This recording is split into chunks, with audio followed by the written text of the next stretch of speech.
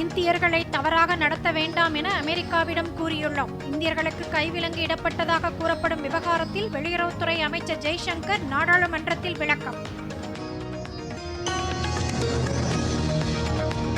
நாடு கடத்தப்படுபவர்களுக்கு எந்தவிதமான துன்புறுத்தலும் ஏற்படாமல் இருப்பதை உறுதி செய்வதற்காக இந்திய அரசு அமெரிக்க அதிகாரிகளுடன் தொடர்பில் உள்ளது.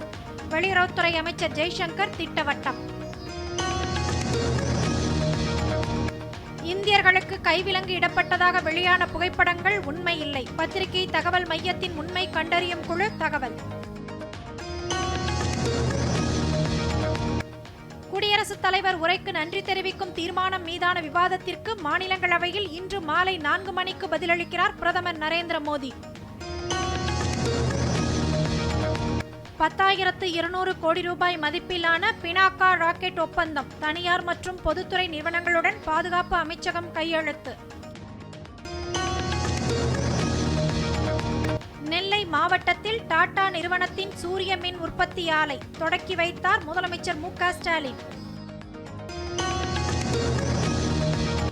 போச்சம்பள்ளி பள்ளி மாணவி பாலியல் வன்கொடுமை சம்பவத்தை கண்டித்து வரும் 8ஆம் தேதி கிருஷ்ணகிரியில் அதிமுக ஆர்ப்பாட்டம். எதிர்க்கட்சித் தலைவர் எடப்பாடி பழனிசாமி அறிவிப்பு.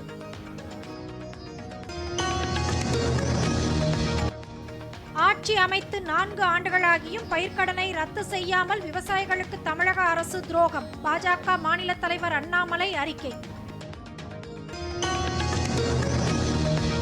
அண்ணா பல்கலைக்கழக பாலியல் வன்கொடுமை வழக்கு கைதாகியுள்ள ஞானசேகரனுக்கு குரல் பரிசோதனை.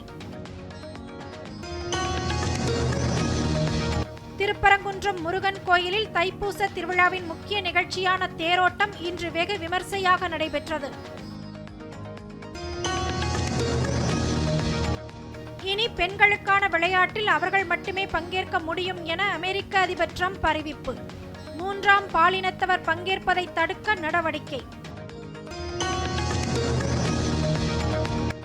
இந்தியாவுக்கு எதிரான முதல் ஒருநாள் கிரிக்கெட் போட்டி. டாஸ் வென்ற இங்கிலாந்து முதலில் பேட்டிங்.